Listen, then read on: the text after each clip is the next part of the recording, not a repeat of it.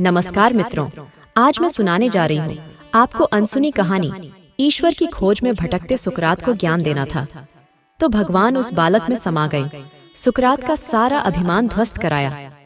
जिस सुकरात से मिलने को सम्राट समय लेते थे, वह सुकरात एक बच्चे के चरणों में लौट गए थे। सुकरात समुद्र तट पर टहल रहे थे। उनकी नजर तट पर खड़े एक रोते बच्चे पर पड़ी। वो उसके पास गए और प्यार से बच्चे के सिर पर हाथ फेरकर पूछा, तुम क्यों रो रहे हो? लड़के ने कहा, ये जो मेरे हाथ में प्याला है, मैं उसमें इस समुद्र को भरना चाहता हूँ, पर यह मेरे प्याले में समाता ही नहीं। बच्चे की बात सुनकर सुकरात विस्माद में चले गए और स्वयं रोने लगे। अब पूछने की बारी बच्चे की थी।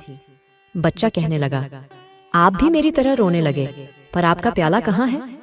सुकरात ने जवाब दिया, बालक, तुम छोटे से प्याले में समुद्र भरना चाहते हो, और मैं अपनी छोटी सी बुद्धि में सारे संसार की जानकारी भरना चाहता हूँ।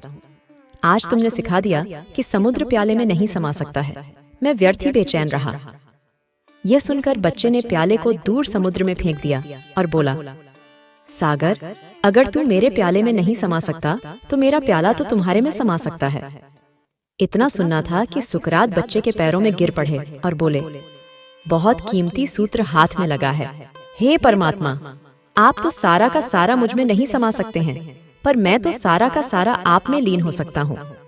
ईश्वर की खोज में भटकते सुकरात को ज्ञान देना था, तो भगवान उस बालक में समा गए, सुकरात का सारा अभिमान ध्वस्त कराया। जिस सुकरात से मिलने को सम्राट समय लेते थे, वह सुकरात एक बच्चे के चरणों में लौट गए थे।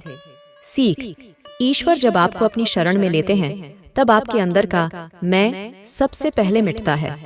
या यूं कहें कि जब आपके अंदर का मैं मिटता है, तभी ईश्वर की कृपा होती है।